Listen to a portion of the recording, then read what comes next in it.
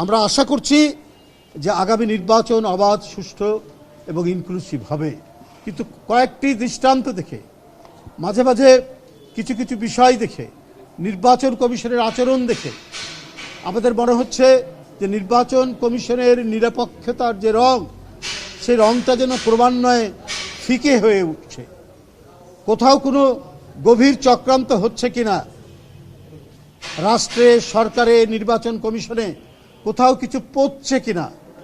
আমরা সেই শেক্সপিয়ারের সেই হ্যামলেটের সেই কথাটি, সেই ইয়েটি আমরা জানি, something is rotten in the state of Denmark.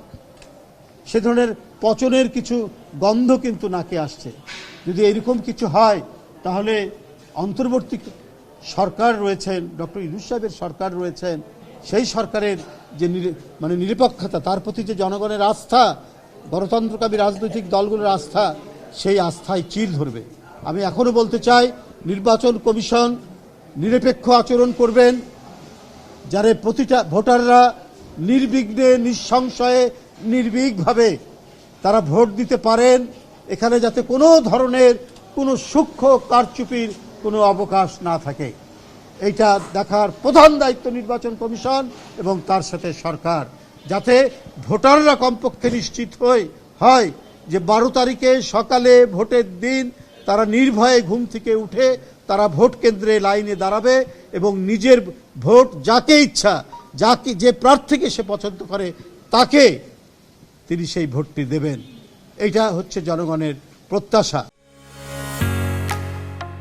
ঢালাইয়ের সেরা প্রিমিয়ার সিমেন্ট, যাতে কোনোভাবেই আমরা বলবো নির্বাচন কমিশন যেন তার নিরপেক্ষতার রংকে ফিকে না করেন, সরকার যেন তার দায়িত্ব যথাযথভাবে পালন করবেন। না হলে ইতিহাসের কাছে, এদেশের মানুষের কাছে দায়ী থাকবে। তাদের রাজনৈতিক দল, তারা তাদের রাজনীতি বিশ্লেষণ করে বা তাদের মতামত যেটা সেটা বলেছেন, আমার কিছু বলার নাই। আমি এটাই বলবো যে সরকার তার দায়িত্বশীল ভূমিকা পালন করবেন, জনগণ যাতে অবাধ সুষ্ঠু নির্বাচনের ব্যাপারে যাতে তারা নিশ্চিত হতে পারেন যে এই ভোটে কোনো ধরনের কোনো সূক্ষ্ম বা বড় ধরনের কোনো কিছু কারসাজির আশ্রয় হবে, এটা যেন জনগণ বিশ্বাস না করে, জনগণকে নিশ্চিত করা। তাহলেই আমার মনে হয় যে আর কারো কোনো সংশয় থাকবে না। সেটা যথাসময়ে আপনারা জানতে পারবেন। এখন নির্বাচনী যাচ্ছে, প্রচারণা চলছে, নির্বাচন শুরু হয়ে গেছে। এই বিষয়ে আমি এখন আর কোনো কথা বলবো না।